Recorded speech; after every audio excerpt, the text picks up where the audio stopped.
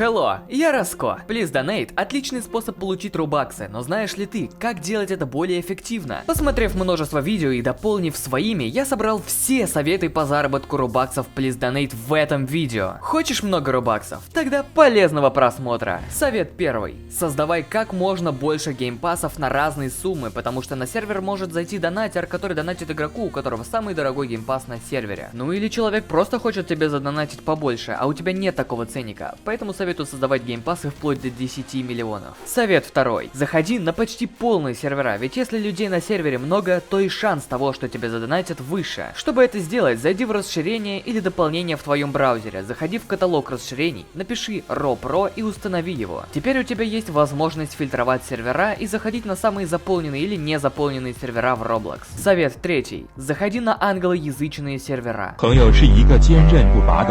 Шанс того, что ты попадешь на русский сервер, где не будет донатеров, а будут попрошайки, очень высок, если ты нажимаешь на обычную кнопку Play. Не нажимай на нее, а заходи во вкладку серверов, и если ты правильно установил плагин RAW, то у тебя должна появиться вкладка с фильтрами. Нажимай на нее и выбирай Available Space. Шанс того, что ты попадешь на иностранный сервер, увеличивается многократно. Совет четвертый. Перезаходи на сервера, если видишь много тех, кто стоит на месте и ничего не делают. Поэтому и не донатят, и шанс того, что тебе задонатят на таком сервере, очень мал. Совет пятый. Активничай. Если ты будешь стоять и ничего не делать, то шанс того, что тебе задонатят, снижается, потому что донатеру хочется видеть твою реакцию. Поэтому двигайся, прыгай, взаимодействуй с другими игроками, общайся в чате.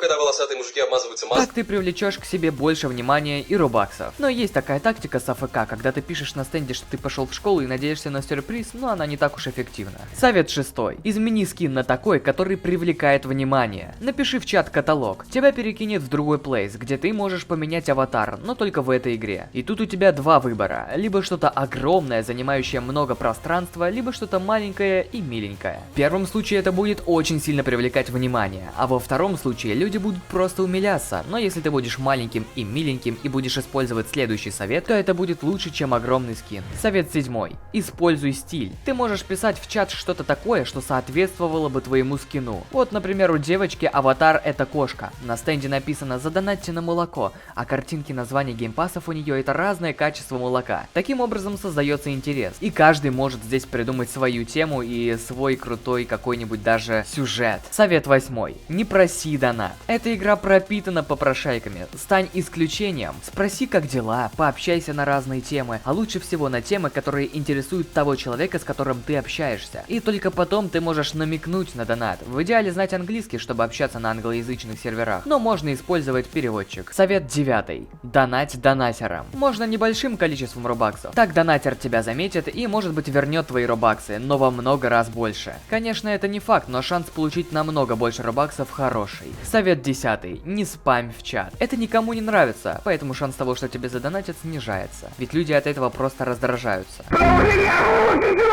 Совет 11. Оформляй свой стенд. Ты можешь написать, что если ты не задонатишь, то с тобой случится что-то плохое. А еще можешь написать, что все задоначенные рубаксы ты тратишь на какую-нибудь благотворительность. Так другим будет не жалко тебе задонатить. И да, его можно совместить с седьмым советом. Совет 12. Пиши что-то прикольное в чат. Например, за донат покормлю свою кошку. Или если кто-то мне задонатит, то я съем сырую картошку и так далее. Если сервер американский, ты не знаешь, как это написать на английском, то опять же используй переводчик. Совет 13. Подключи voice чат. Если у другого человека тоже подключен voice чат, то для него это может значить, что вы можете общаться, и это тоже привлекает внимание. И вы будете общаться более эффективно и быстрее, нежели чем через чат. Алло.